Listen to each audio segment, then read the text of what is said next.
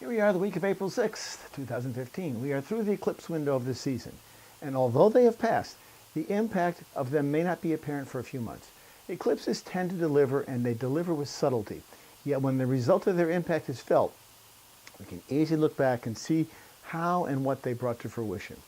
The energy of the week continues to be very powerful Aries energy. It's all about initiation. Aries begins the zodiacal cycle and brings along a rush of freshness and fervor. Like horses at the starting gate, the Aries energy cannot be contained. It needs to release to fully live out its potential. The potential may be most profoundly felt in terms of dialogue. With Mercury, the Sun, and Uranus together in the middle degrees of Aries, we can expect intellectual, intuitive flashes of insight, and even inventive.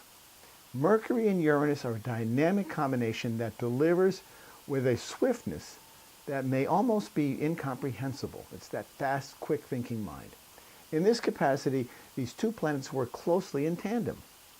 Operating at a higher octave of Mercury, Uranus may deliver a bold, inventive, game-changing display of originality and suspense. Despite the fact that this outer planet moves slowly, his mission is to bring to light that which was unseen or unrecognized. It does that with an element of surprise, often triggered by the flash of swiftly moving Mercury. When highlighted by the warmth of the sun, we might expect great breakthroughs in negotiations, for example. Very key. Just when all else seems futile, a moment of light appears and the whole process opens in a bold new manner. This combination is truly rare, so it would be wise to capitalize on it while it's in motion. This is the time, strike while the iron's hot. The mighty Jupiter stations direct midweek and brings all of his presence to the forefront. Anytime a planet stations, their impact is more profound, for in that moment they are truly stationary, and therefore their power is amplified and more present. In Leo, a fixed sign, fixed fire sign, we might expect to see the impact of Jupiter's station in fellow fire signs, and also in fixed signs.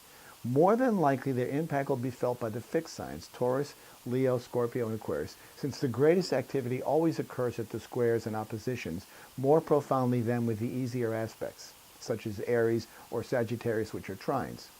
By contrast, Saturn continues retrograding back into the late degrees of Scorpio, eventually, where he will linger until September.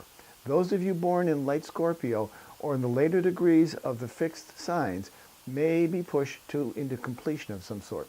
As Saturn retrogrades backwards, we'll begin to feel this.